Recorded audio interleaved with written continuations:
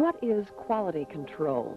The dictionary defines quality control as a system for maintaining proper standards in manufactured goods through regular inspection of the product. As a member of an aircraft maintenance quality control team, you will maintain quality control through technical inspections, the commander's system of checks and balances. High-quality maintenance decreases unscheduled maintenance, which disrupts flight and maintenance schedules, and lessens the possibility of maintenance error or inadequate inspections, which can lead to aircraft damage, personal injury, and even death. During this program, we will briefly cover some of the duties and responsibilities of quality control personnel, quality control at each level of maintenance, various quality control inspections, and the importance of technical libraries, wall charts, and diagnostic equipment in determining aircraft serviceability. Who makes up the quality control team? The unit commander, technical inspector, referred to as TI, maintenance or quality control officer, and the QC non-commissioned officer in charge. The unit commander is responsible for appointing a TI and placing him on orders. Using an informal memorandum, the commander will provide the name of the inspector and state the specific aircraft models and components that the inspector will be authorized to inspect. The commander also has the authority to designate limited TI orders.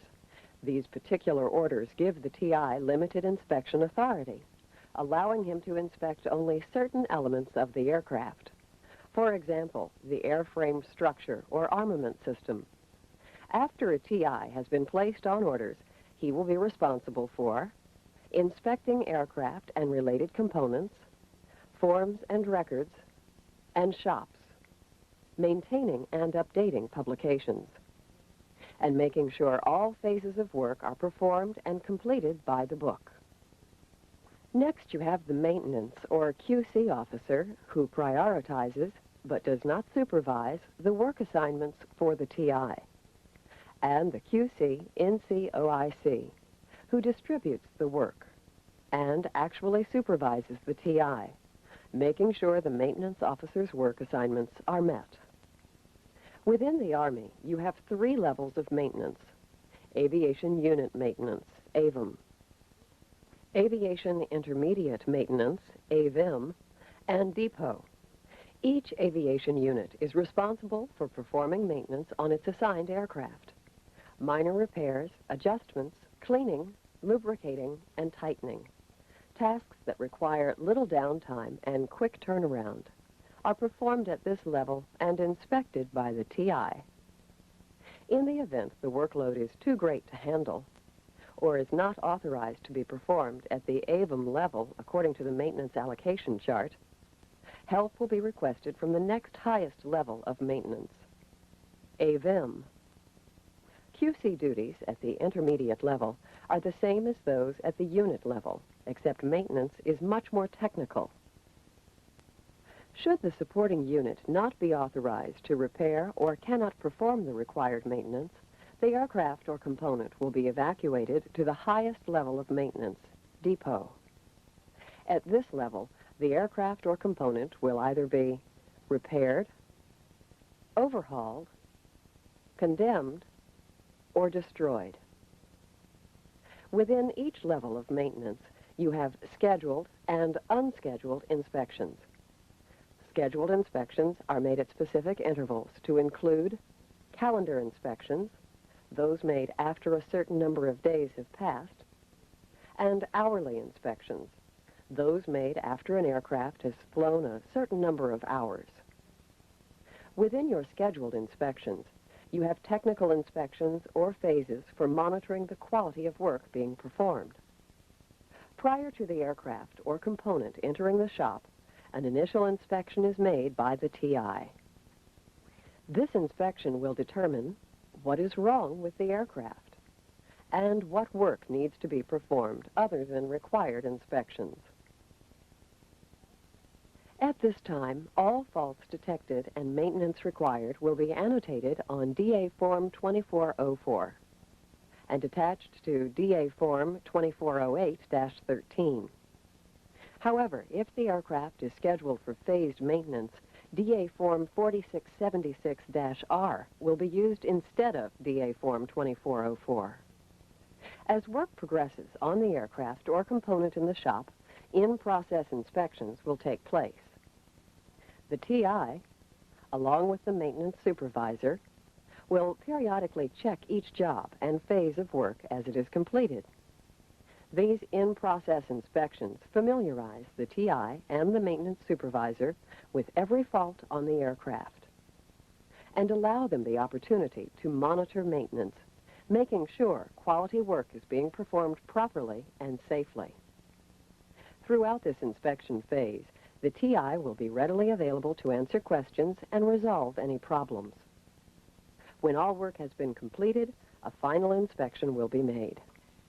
Before releasing the aircraft or component from the shop, the TI will check to ensure that all requested work was done. Manual specifications and safety procedures were followed. Aircraft and component inspection standards were met. Forms and records were properly documented and complete, and the correct tools and equipment were used. Unscheduled inspections are performed on an as-needed basis and not according to the calendar.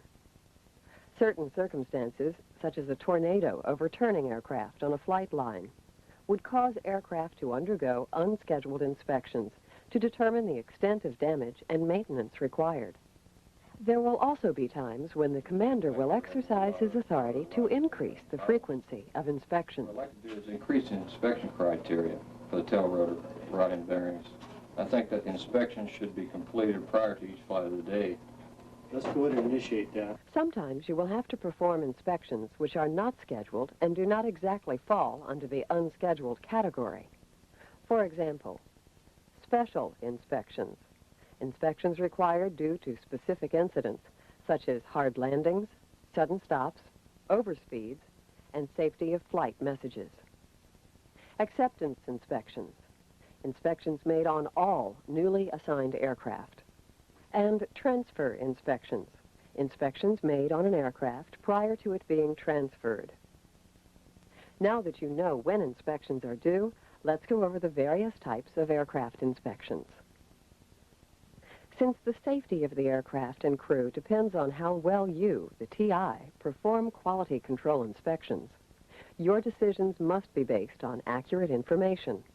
Therefore, you must establish and maintain a complete technical reference library for assigned aircraft and systems. The technical library will consist of a master library located in the QC office and used by all personnel. It will contain all of the publications required to maintain every series of aircraft supported by your shop. A shop library will also be set up to contain those manuals covering that particular shop's specific duties.